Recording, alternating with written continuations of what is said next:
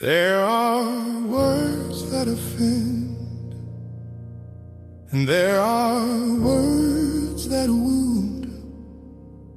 Some land on the ear, some land in the bloodstream. There are words that offend, and then there are words that wound. This past week at the Baftas, during a live ceremony, the N-word was shouted from the audience, while Michael B. Jordan and Delroy Lindo were on stage presenting. The outburst was attributed to a guest with Tourette's syndrome, a neurological condition that can involve involuntary vocal tics. The host explained this on air. The ceremony aired on delay. The word remained in the broadcast. And immediately, we were told to understand. So today, we are going to talk about understanding, but we are also going to talk about impact. Welcome. This is Majesty Sussex Report, and I'm Antonio. Thank you for spending some of your valuable time here with us. Don't go anywhere. Two men stood under bright lights, dressed in dignity and grace. Then a word cut through the silence, heavy with inherited weight. The condition is not the villain, compassion must remain. But someone chose the broadcast, someone framed the pain. If you were offended, we are sorry, they said. But sorry feels careful, like something filtered and read. If you were offended, as if harm is debate, as if impact. When I was younger, I went to the library to do research. This was before everything lived in our pockets, basically on our phones. You had to go to the computer first, punch in your subject matter or the book you were looking for perhaps. And then you would get the answer, as in what section, what floor, where to go to find whatever you were looking for, or within your theme. You had to search the catalog, then find the books, basically. There was one chair open at one of the computer areas. I stood beside it. I took my knapsack off. I pulled the chair out.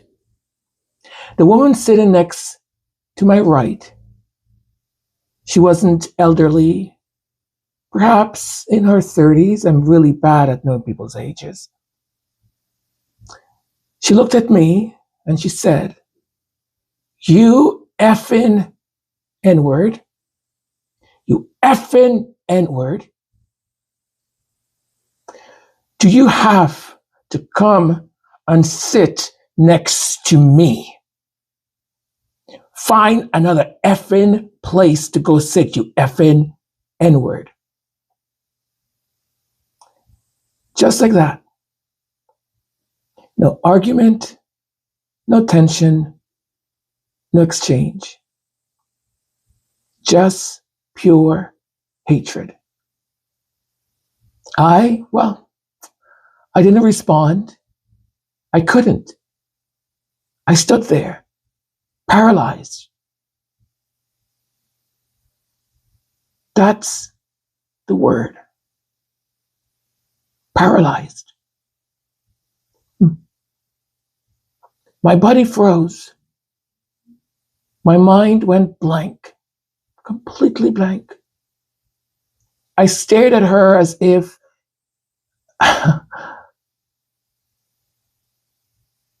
I've never seen a person like that before. I didn't move. I don't know whether a minute passed, 2, 3, I just don't know. I just stood there like a statue. She grabbed her stuff in anger and walked away, swearing and repeatedly saying the N-word. And when I finally came back to myself, I kept thinking, why didn't I say something? Why the heck? Why didn't I defend myself? I just stood there like, what's going on with me? Like, what the heck? It's not the first time I've heard the word. It's not the first time it had been directed at me. That and many others have been directed at me. But trauma doesn't negotiate with logic. It stops you first. It explains itself later. That word carries history. It carries violence. It carries humiliation. Humiliation that predates all of us listening to this, watching this podcast. And when it is spoken, even once, it lands with that weight. At the Baftas, the N-word was heard while Michael B. Jordan and Delroy Lindo were on stage. The outbursts were attributed to Tourette's syndrome, which can involve involuntary vocalizations, including socially inappropriate language. Tourette's is neurological. It is not a moral failing by any means. The person does not choose the tic. That is real. But something else is real too. Michael B. Jordan is a black man. Delroy Lindo is a black man. And that word is not just a sound. It is history compressed into a syllable. You can explain its origin. You cannot erase its impact. Imagine standing on that stage. You are presenting at one of the most prestigious ceremonies in film. You are in formal wear. You are professional. You are composed. And suddenly, from the darkness of the audience, the N-word echoes through the theater. Do we really believe that composure equals immunity? Do we believe that professionalism cancels trauma? We often expect Black people to observe disrespect with grace so that the room can stay comfortable. We say, it wasn't intentional. We say, he can't control it. We say, let's focus on inclusion. But you see, inclusion cannot mean displacement. Accommodation cannot mean someone else must swallow centuries of pain in silence. Let me be very, very clear, okay? This is not about attacking someone with Tourette's. Tourette's is real. I know it's real. I've had a person that was in my life that has Tourette's. Corporelia, this kind of Tourette's, is real. The involuntary nature of it is absolutely real. But racial trauma is also real. Two truths can exist at the same time. The tic may be involuntary. The wound is not imaginary. So the question is not, should we have compassion for disability? Of course we should. The question is, who is responsible for protecting the dignity of everyone in the room? The ceremony aired on delay. Editorial decisions were made. If we can edit out other language or speeches, if we can mute words on social media clips, then we have to ask, why did that word remain? That is not about punishing a disabled individual. That is about institutional responsibility. To all those whose parents migrated to obtain a better life for their children, to the economic migrant, the conflict migrant, those under occupation, dictatorship, persecution, and those experiencing genocide, you matter, your stories matter more than ever. Your dreams are an act of resistance. To those watching at home, archive your loved ones, archive your stories, yesterday, today, and forever. For Nigeria, for London, the Congo, Sudan, free Palestine. Thank you. I've heard some strong and offensive language tonight. If you've seen the film I Swear, you will know that film is about the experience of a person with Tourette syndrome. Tourette syndrome is a disability, and the tics you've heard tonight are involuntary, which means the person who has Tourette syndrome has no control over their language. We apologise if you were offended. The statement that Alan Cummings read after Michael B. Jordan and Delroy Lindo were called a racial slur at the Baftas was absolute crap, and I'm going to tell you why. First of all, fundamentally at its core, a truly safe and inclusive space in programming does not prioritize the safety of one group of individuals at the expense of another. Whoever wrote that statement for Alan Cummings should be absolutely ashamed, right? And there are a few things that make this statement completely indefensible. The first is the condescending moral posturing, that if the audience actually understood Tourette's, and actually understood what it was to be inclusive of the individual who was there, they wouldn't make a big deal out of this, right? And then the statement literally ends with, we apologize if you were offended. Like, if you're so stupid that you didn't understand the 30-second explainer that we just did about Tourette's, or the fact that we're trying to be inclusive on our terms, then we apologize if hearing the N-word shouted at two men, having it shouted with a hard R and publicized around the world, we apologize if that was offensive.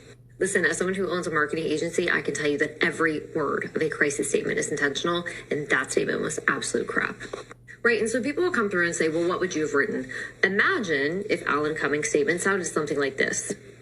The racial slur, which you just heard, was absolutely indefensible. On behalf of every single human responsible for production of the Baftas, we apologize. We apologize that we didn't have a delay so that that word was heard around the world. We apologize that we weren't able to better protect our talent when they were on stage. And then in full transparency, I would Google the most sensitive way to refer to someone with Tourette syndrome. And the next part of the statement would say something like, we understand that creating an inclusive environment is intersectional, and thereby we owe it to make sure that every single person in the audience has the accommodations so that they can be here and be themselves in a safe environment. We failed in doing that. And then you say, and on behalf of the Baftas, we'd like to extend an apology to Michael B. Jordan, Delroy Lindo, and all who were harmed by this language, which has no place in 2026. Sensitivity reader, I think I'm in a unique position and even have a responsibility to talk about this whole situation at the Baftas. And there's a lot I want to say, so you can watch the whole thing. I think you should, but if you don't and you misunderstand something, that's on you. The only person to blame in this situation is the BBC for airing that, because that was not a live broadcast, which means they did not have to air that. And you know how I know that? Because when people made statements they did not agree with, that I do agree with, those were bleeped out. Those were not aired. So you had the choice to air that, and you chose to do so. That's where the blame belongs. If we're talking about Tourette syndrome, Tourette, and I'm on Tourette Association of America's website. Tourette syndrome is a neurodevelopmental disorder characterized by sudden involuntary movements and or sounds or tics. There are many types of tic disorders, but Tourette syndrome is one. Now, you heard that definition, right? That definition did not mention derogatory or obscene words, because Tourette syndrome is not the source of that. Tourette syndrome is a broad category, but there are different types of tics that different people with Tourette's have. Coprolalia is the particular condition that is the involuntary outburst of obscene words or socially inappropriate and derogatory marks. It is a tic. It is involuntary. Now, if you don't believe that, you don't have to. But that is what coprolalia is, and that is what resulted in that word being uttered. Now, here's the thing. As I understand it throughout the broadcast, it was stated, Alan Cumming, I believe, interrupted his monologue a few times to say, you know, we have someone with Tourette syndrome in the audience because he too is a nominee tonight, and we apologize if you were offended by the remarks. You can and should apologize when harm is caused and do so properly without vilifying the person who caused the harm if the harm is involuntary. A tic is uncontrollable. If you've ever followed people on social media who have Tourette's, you see that sometimes when they even try to control their tics, what happens as a result? They become worse.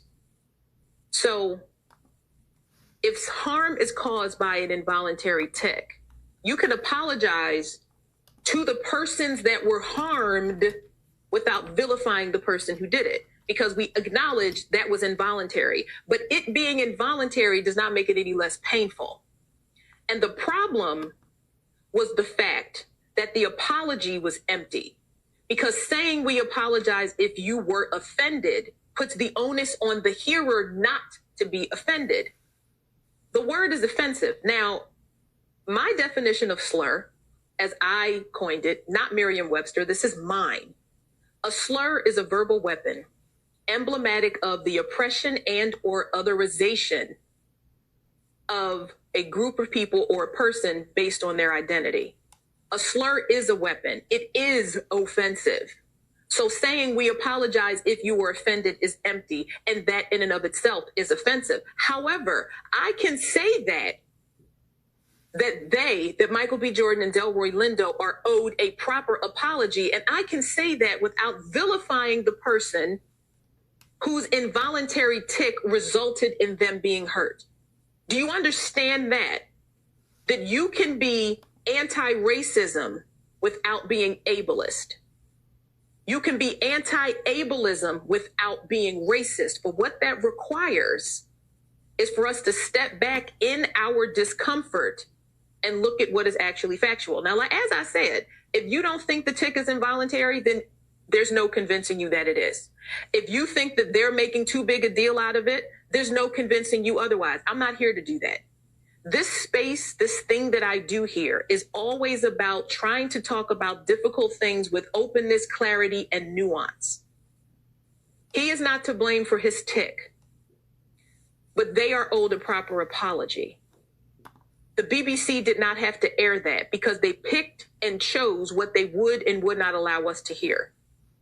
This is also a reason why Black people get especially incensed, because when we are harmed, we are often told, yeah, but that's not really, yeah, but also, and however, as opposed to, we apologize that you had to hear that offensive word. Did you hear the phrasing? We apologize that you had to hear that offensive word. That apology honors what they endured without vilifying the person whose involuntary tic resulted in that. You can do both. When it comes to situations when there's different marginalized groups at the center, we have to learn how to engage properly with one without vilifying the other. We absolutely all have a responsibility to do that. Now, you can choose not to, but to say that you can't, well, if I'm pro them, I have to be anti them. No, you don't. That is a choice you're making. And in my content, because I am an editor and a sensitivity reader, this is one of the reasons I say all the time, you are responsible for the word you put on the page. This is a prime example of that. The apology that was given was empty.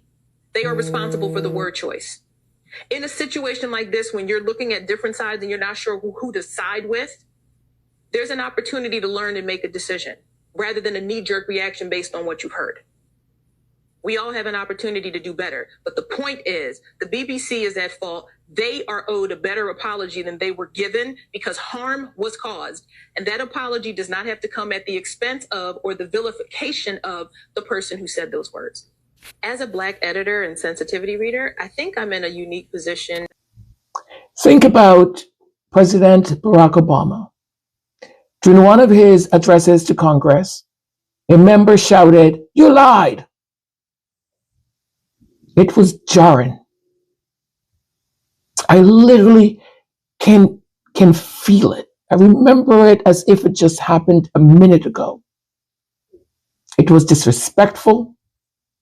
It broke every protocol that I can think of. Why is it that certain figures are heckled in ways that others are not? Why does disrespect feel more permissible in certain directions? These are not comfortable questions, but they are necessary ones. You see, if you were offended, it's not an apology. It's not. And we all know it's not. If you were offended. Now, here is the part that many are afraid to say out loud. Maybe they are, I don't know. I'm thinking. Why is it when harm lands on Black bodies, the first instinct is to explain it away? Why is that? Why is the burden so often placed on Black bodies, on brown bodies? Why is it? Why are we told to understand, to be gracious? Gosh, I'm so fed up of having to understand. I'm so fed up of trying to be gracious. So fed up of it all. It's tiring. To not make it bigger than it is.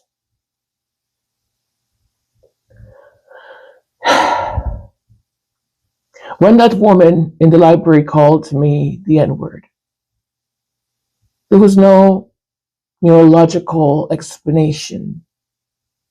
But even if there had been, the impact on me, on how I felt, would have been the same. My nervous system would not have paused to check medical documentation. Trauma doesn't run diagnostics. It doesn't. It just reacts. This is not about denying disability rights. This is not about demanding exclusion. This is about layered responsibility.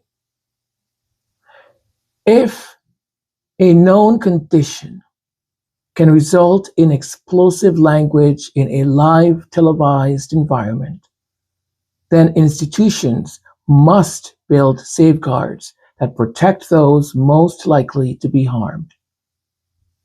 Because we do not advance justice by ranking vulnerabilities. We do not protect one marginalized group by exposing another. We expand care. We do not redistribute the harm. I mean, come on. I am not made out of steel. Neither were the presenters. Neither were the Black and brown people in that audience and watching it at home that have heard that word way too many times. People were lynched, killed, beaten, and that was perhaps the last word they heard. Michael B. Jordan and Delroy Lindo and everyone else for whom that word is traumatic are not made out of steel. We are human. And being human means words can still wound, even when they are involuntary. So yes, we can hold compassion for disability, and yes, we can name racial harm without apology. Those two positions are not enemies. They are the beginning of moral adulthood. And if inclusion is real, it must protect everyone in the room, not just the loudest vulnerability, not just the most visible explanation. Everyone. That is not cruelty. It is clarity. Now, there is something I would like to explain in the most simplest way I can, because I've heard this argument at many times. And, as a sociologist, I also studied this. And to be honest, it is not something that I and my family subscribe to, but it is there. And I want to explain it, right? Because I hear often, well, if Black artists and Black people use that word in music and in interacting with each other, why can't everyone else do it? Here's why. That word was not created as a slang. It was not created by Black people. It was created during slavery and segregation as a tool of dehumanization. It appeared in laws. It appeared in property records. It appeared in lynching culture. It was used to justify violence and exclusion. That's documented history. When white people used that word historically, it was attached to power, legal power, economic power, physical power. It was not just an insult. It reinforced a racial hierarchy. Now, over time, some Black communities, particularly in hip-hop culture, rap culture, have reclaimed the word internally. Linguists call this reappropriation. It's when a marginalized group takes a slur and reshapes its meaning within that group. And here is the key. Reclaiming a word inside a community does not give universal permission to everyone outside that community to use that word. Why? Because history doesn't disappear. When a Black artist uses that word, it is not invoking a system of racial dominance over Black people. It's coming from inside the group that was targeted by it. When a non-Black person uses it, the original power dynamic reactivates it. The word reconnects to its history of humiliation and racial violence. Same syllables, different contexts, different power. A simple way to think of this is in a family, right? In a family setting, families may use very harsh words with each other, nicknames among them. Now, that is one thing. If a stranger uses it, the same words, it's something entirely different. Language isn't just about the sound of it. It's about the history, the relationship, and power. And for those of us who have had that word thrown at us in anger, in hatred, we know it doesn't land as theory. It lands as trauma. And that's the difference. In my family, we don't use it. No one does. And when we hear it, it's just, I often think when I hear that word, in any setting whatsoever, those were probably the last words someone heard before their life was taken. So I have a hard time. I know Oprah Winfrey, and I believe it was Jay-Z, had this discussion back and forth at one point about that word. And I'll tell you, I get it. I totally get it. But I side with Oprah. Even Whoopi on The View, she said she understood it. Young people have taken the word, she said, and they've deconstructed it and made it into something different. It means something different. And of course, they are allowed to use it. But outside of that group, you're not allowed to. And other communities have done this too, right? Within their own community, they'll take certain slur words and they use it among themselves. But if you're not part of that community, you're not allowed to use it. It's that simple, that easy, I guess.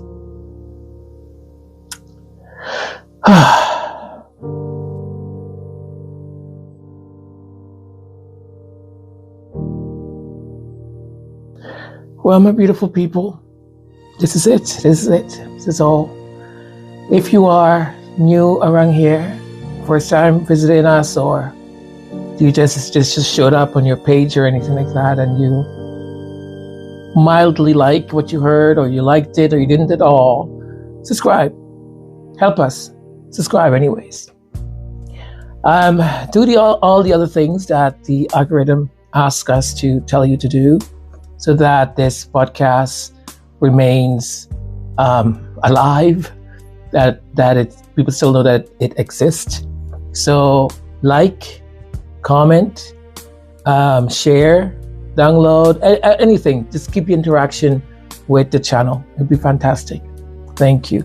All of those of you who are new, who have subscribed, thank you very much. Thank you for being part of this little community. And I hope that I see you in the comment section and stuff like that. It'll be wonderful. If not, also, that's good too. I'm all okay with everything. To my wonderful subscribers and members who continue consistently to support this channel, I thank you from the bottom of my heart. It means a lot to me.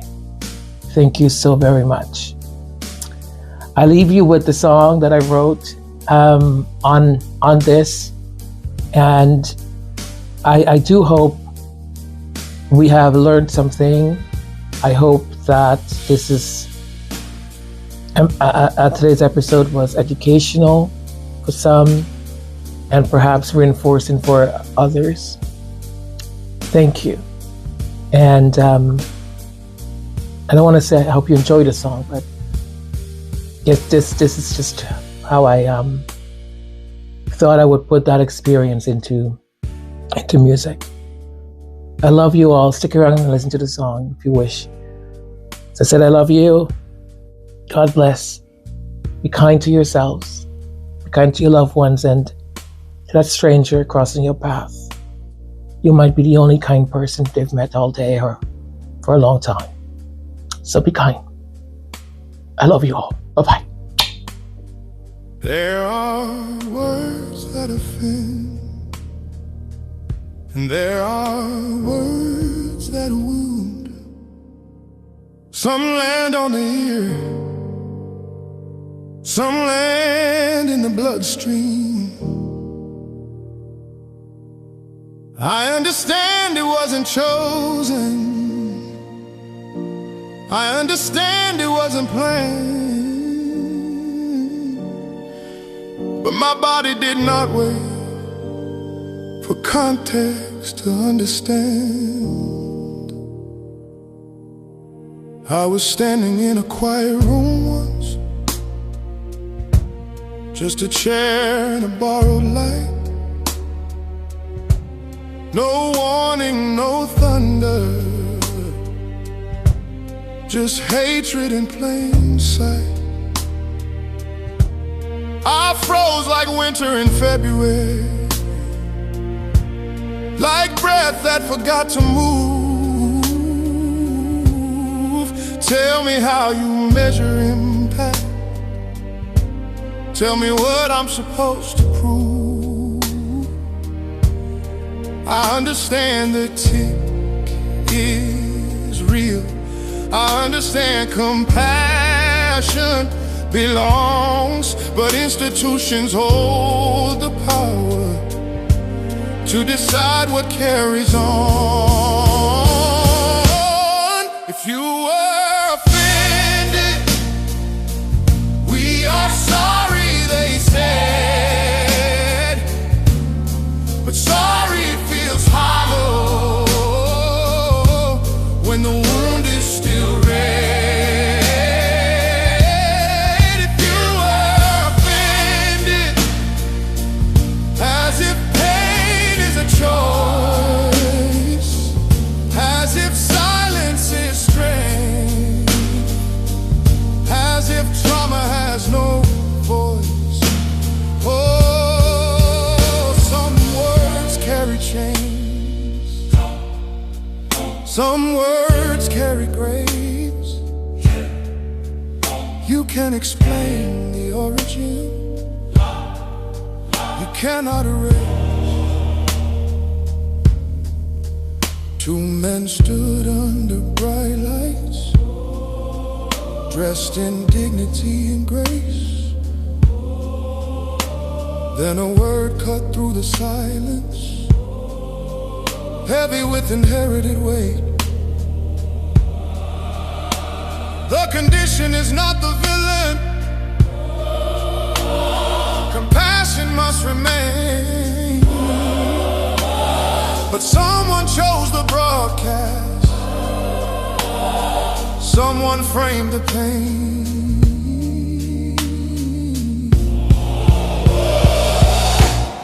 If you were offended, we are sorry, they said, but sorry feels careful, like something filtered and read. If you were offended, as if harm is debate, as if impact waits politely for edits made too late. Oh, inclusion means everyone, not just the clearest case. Care is not a spotlight, it must protect the whole space.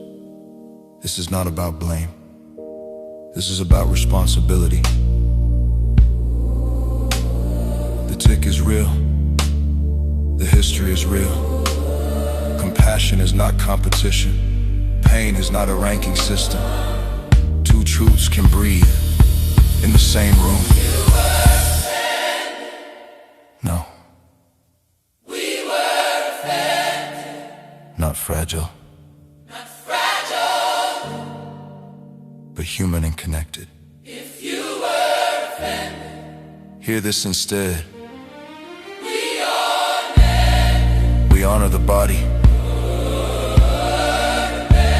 and the history it bled.